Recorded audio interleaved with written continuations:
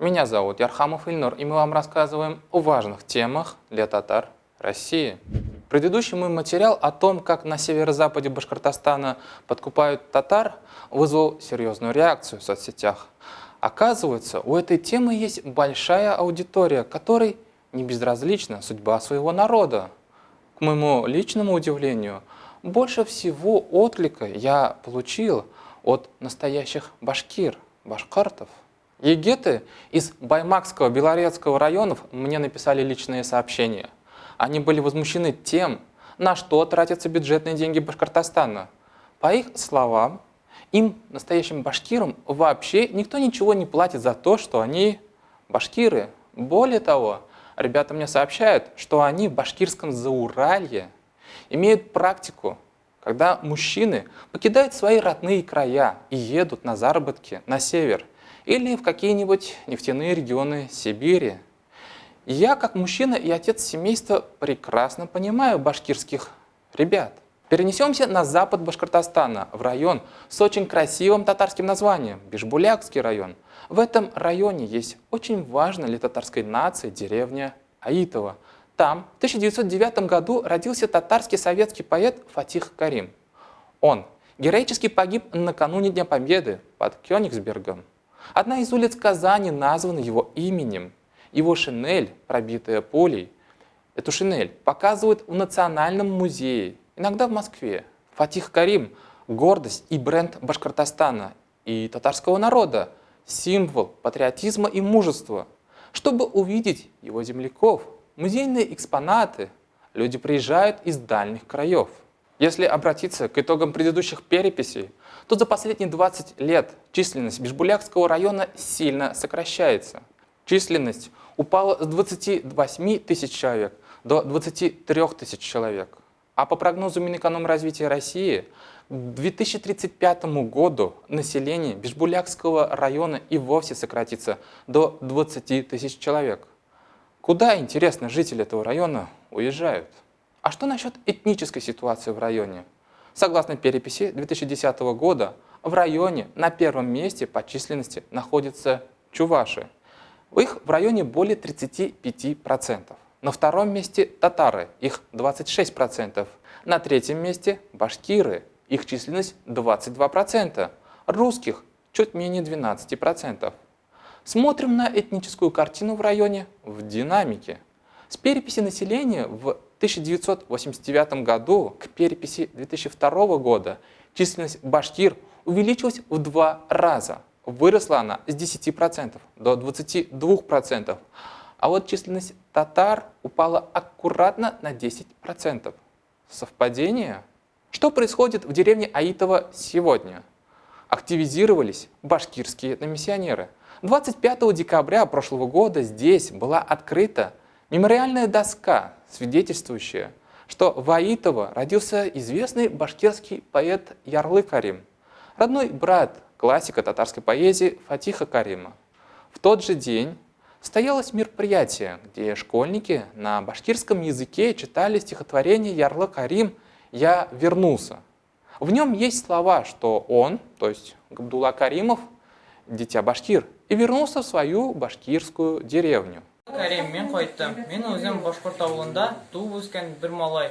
Шуга ла бик беләм башкорт исендә ни яна. Әйе, мен йырлайым изелгән ярлы башкорт йырдары. Әйе, мен бер хандугас башкорт яшь бер каен. Он участник гражданской войны, политрук башкирского войска и губернского комитета ВКПБ, сторонник Заки Валиди.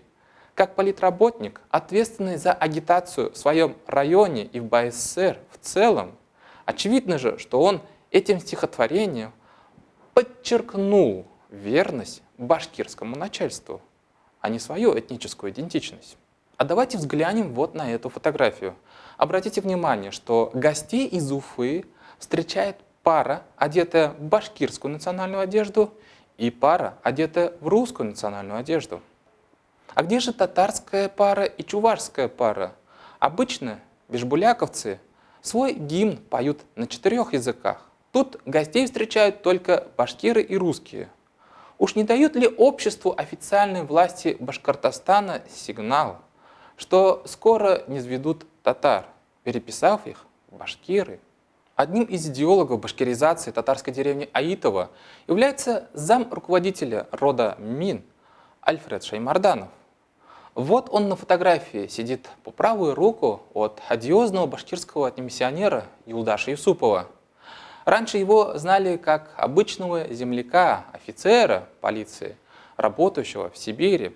Альфред Шаймарданов, например, в январском заседании Всемирного Курултая Башкир в этом году предложил переименовать музей имени Фатиха Каримова в деревне Аитово. По его словам, музей должен быть назван как музей братьев Каримовых. Ну а ничего, что вообще-то этот музей был отремонтирован на деньги Татарстана. Вся концепция музея посвящена его творчеству и героической жизни. Наверное, нужно уважать память татар и труд татарских музейщиков. В 2019 году, к 110-летию Фатиха Карима, этот музей в Аитово был реконструирован на средства, выделенные президентом Татарстана Миннихановым при активном участии вице-премьера Татарстана и председателя Милли Шура Всемирного конгресса татар Василия Шахразиева. Экспозицию создавали сотрудники Национального музея Татарстана. Состоялось открытие музея в августе 2019 года с участием высоких деятелей двух республик на уровнях вице-премьеров. Из Уфы приезжала вице-премьер Ленара Иванова. В принципе, мы не против, чтобы музей был посвящен двум родным братьям. Но терять имя Фатиха Карима в названии не хотелось бы. Оставьте название «Музей имени Фатиха и Ярлы Карима». Уважайте память татар Аитова о Фатихе Каримове. Но Альфред Шаймарданов на этом не останавливается. Он выплачивает по 1000 рублей тем ученикам, которые в качестве родного языка обучения в школе выбирают башкирский язык. Об этом нам сообщили сразу несколько жителей поселка Аитово. 1000 рублей – это мало или много? Понятное дело, что Шаймарданов подкупает не самих детей, а их родителей. Уважаемые родители, не кажется ли вам, что вас слишком дешево подкупают? Путин, например, во время ковидного карантина каждый месяц выплачивал по 10 тысяч рублей.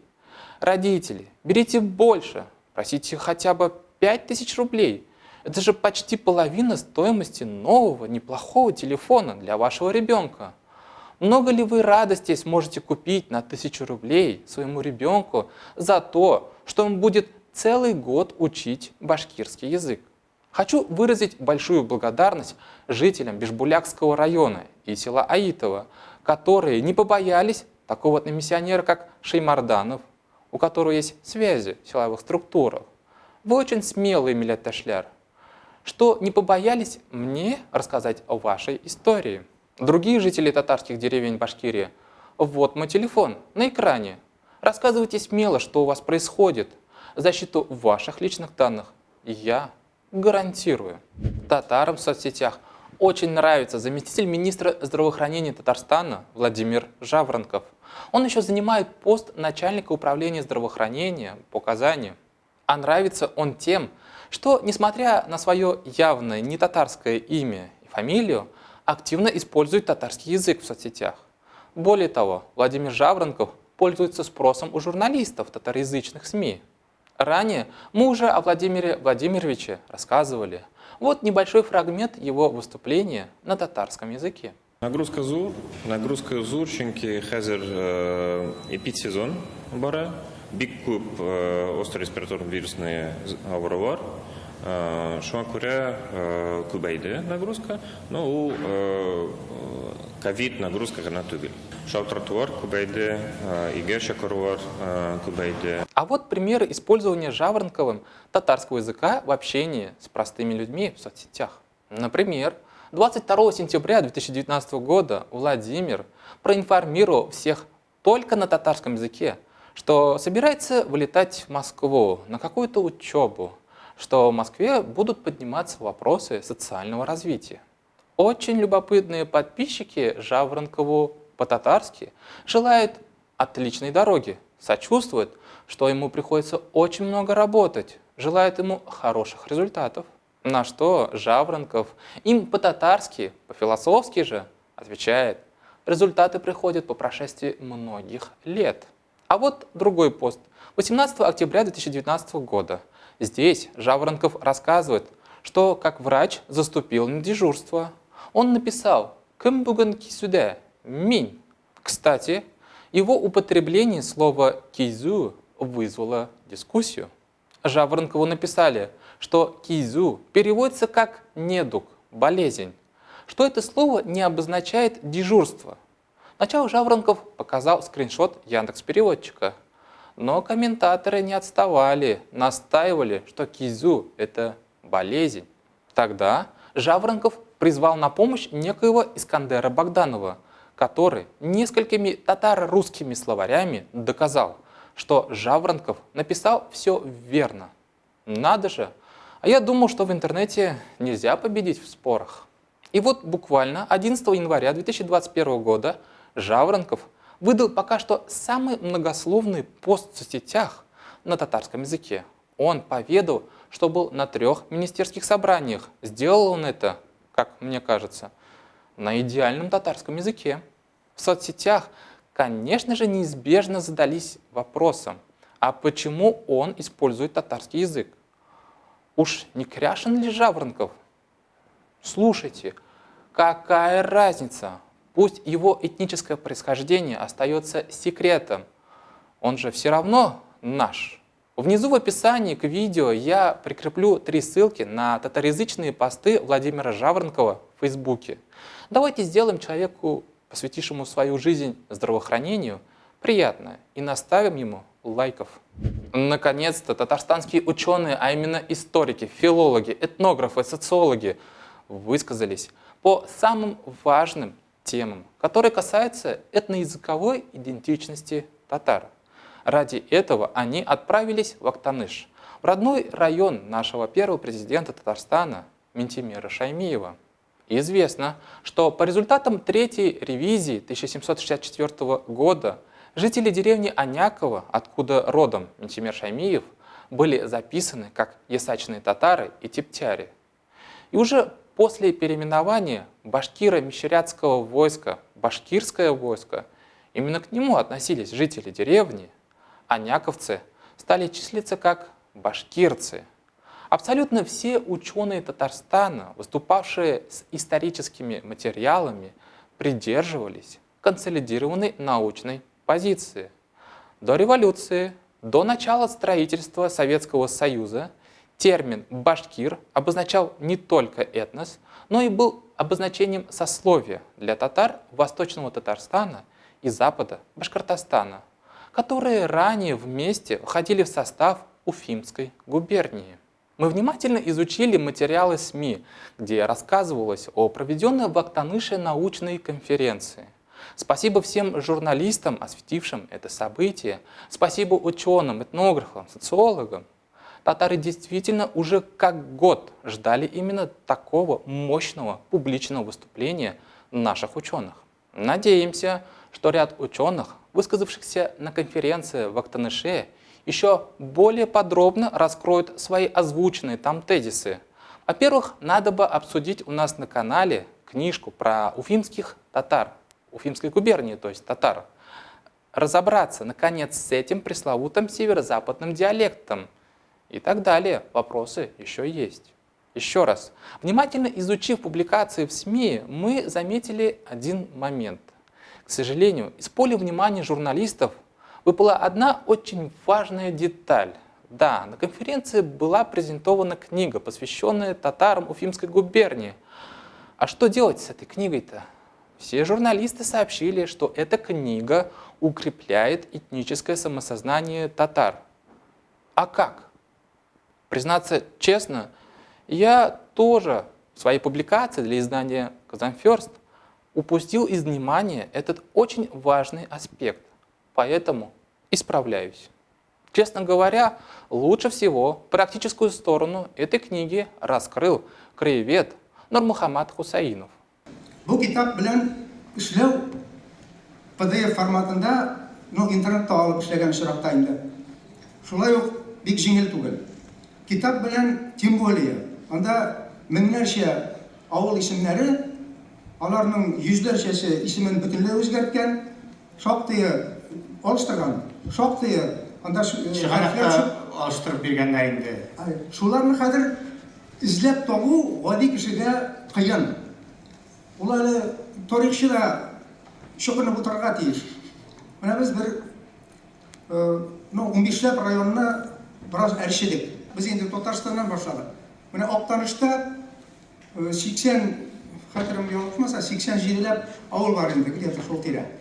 Шуларның 70 ничәсе тоже башкорт дип язылган.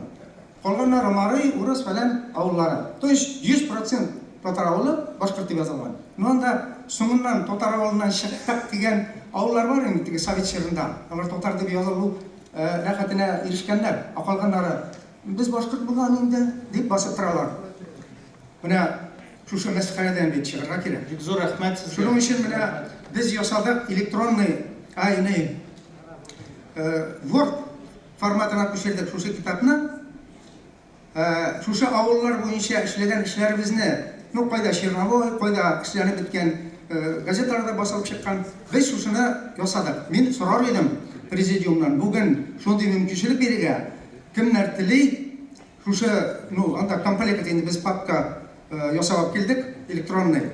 Үзегезгә күчереп алырга булдыраласыз. Шактый районнарны без, ну берничә районны бөтенләй әрчәбеттек, кайберләренә ниләргә әзерләдек. Заготовкаларына, ну алар аша табылу җиңел була.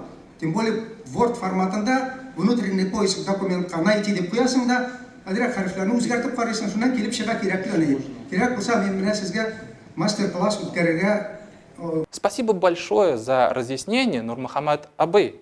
Надеемся, что это его не последнее разъяснение по книге «Татар» Уфимской губернии. Ждем еще более подробных разъяснений и мастер-классов.